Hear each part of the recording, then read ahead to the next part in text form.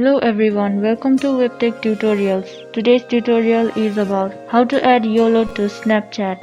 We use YOLO in Snapchat when you want to ask questions or get anonymous secret messages on Snapchat. So before moving on, if you have not subscribed to our channel, hit the subscribe button to WebTech Tutorials for our helpful web tutorials. Moving on today's topic, to add YOLO on Snapchat.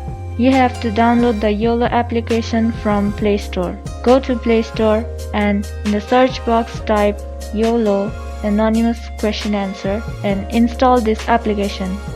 So once the application is installed in your device, you can tap open the application. So you have to log in to your Snapchat to have access in the YOLO.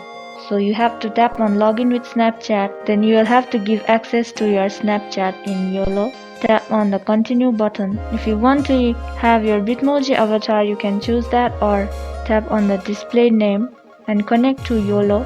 So to connect, tap on continue and it will launch Snapchat YOLO over here. Now there are no messages yet. You can tap on get anonymous messages and therefore you can tap on the honest message. Here you can enter what message you want to share or edit it with sticker. Then you can get anonymous secret messages and go ahead to enjoy the notifications with anonymous secret messages here from Snapchat. If this is the message that you want to share, simply tap on share.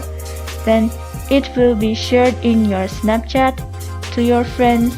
You can edit it and take a snap from here, and then you see you can decorate your YOLO message in here and then send it to your friends by tapping on the send to icon at the bottom right corner of your screen. Therefore it will be sent into your story or only your friends. So tap on my story, tap on OK. Therefore your Snap YOLO has been shared to your story successfully.